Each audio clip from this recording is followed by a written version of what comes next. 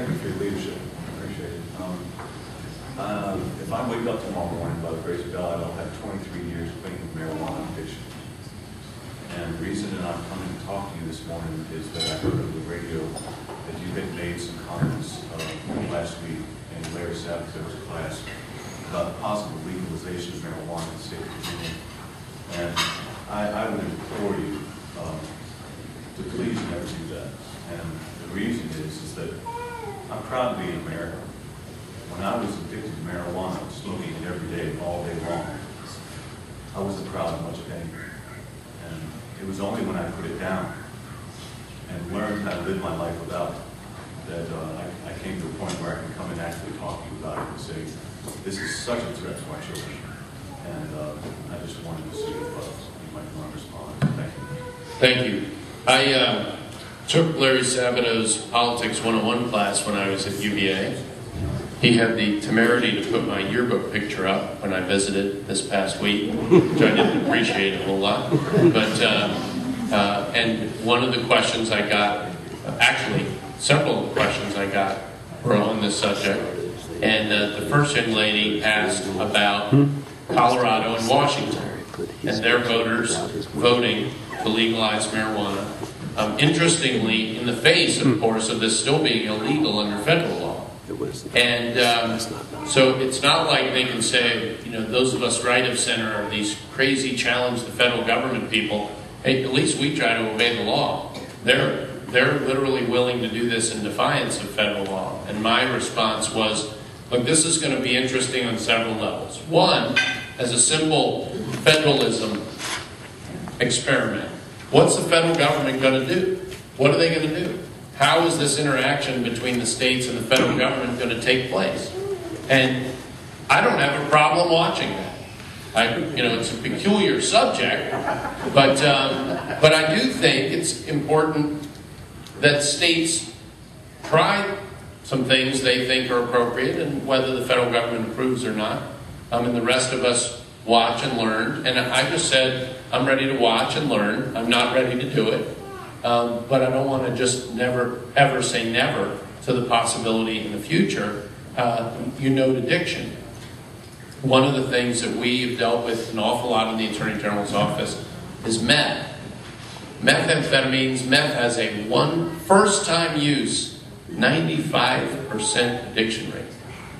It is unlike anything I've ever seen, and the destruction that it wreaks is just incredible, And you know, it may be that one addiction is as bad as another, but my point in comparison was simply that it's worth looking at.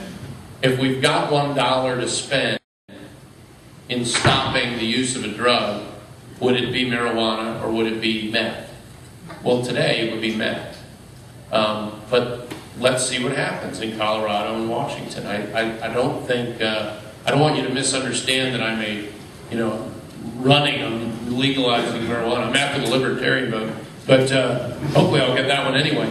But at the same time, I do think it's appropriate, even in areas where we're uncomfortable or don't agree, to have states experiment. You know, setting the politics of it aside, Massachusetts experiment with the healthcare program they undertook, frankly, should have given us more than enough information not to do it at the federal level. It didn't quite get us there. One more Senate vote, Mark Warner, up next year, or 4 House votes would have made the difference.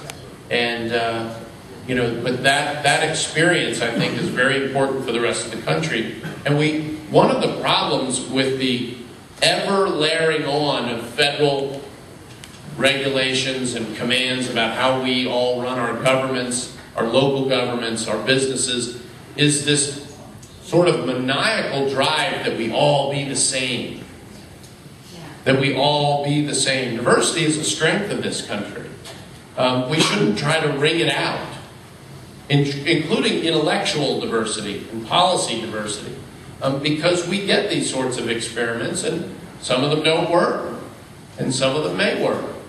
But we're not going to have any of them if the federal government is just squashing all of us. So that's something I have fought against as AG. I don't want you to think that I'm going to land in the governor's office and sign a legalization bill. I don't think you have to worry about it getting to the governor's desk, but it's worth knowing what your candidates think. And so what I expressed to them was just kind of an openness to observe how things work there, both in terms of the drug side and the economics. Because one issue that is often discussed is how the war on drugs itself is played out. Have we done this the right way? It's been phenomenally expensive. I mean, if we're going to put people in jail and spend the $25,000, $30,000 a year for a prison bed, do we want it to be for someone who's pushing, users wouldn't get there, but pushing marijuana or pushing meth? And I'll tell you what, that $30,000 for the meth pusher is well worth the deal. And it may well be that it's true if you find your way to prison for marijuana also, but they're not the same.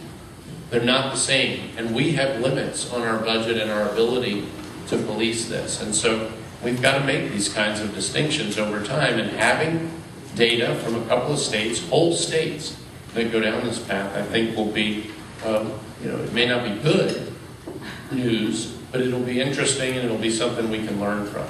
So I hope that's helpful. And I appreciate your candor. Thank you all very much. I'm gonna hand the mic back over to the lady in charge here, we'll be back. Y'all be sick of me by the end of the year, but I also want to implore you for your help in making this a successful year for the whole ticket. We're going to have a great ticket here on the Republican side, and Virginia can be the first step back like we were in '09 again in this cycle. We did it in '09, folks. It's going to be a little harder in 2013 because the Republicans have the House of Representatives on Capitol Hill. So it isn't this one-party rule that we had before. The good news is that America's a bit safer because of that from a policy standpoint. But from a political standpoint, it muddies the water a little bit. We won't have the wind at our back in 13 like we did in 9. But with you all, we won't need it. We won't need it. So I'll thank you in advance. I hope you will all get to the convention. It is going to be a fun convention planned for the day. It's lieutenant governor candidates. I don't think we'll finish in one ballot. Just a prediction. We'll all have a pool later. I'm picking 4, but that's my guess. But that could change between now and May. So thank you all very much. God bless you.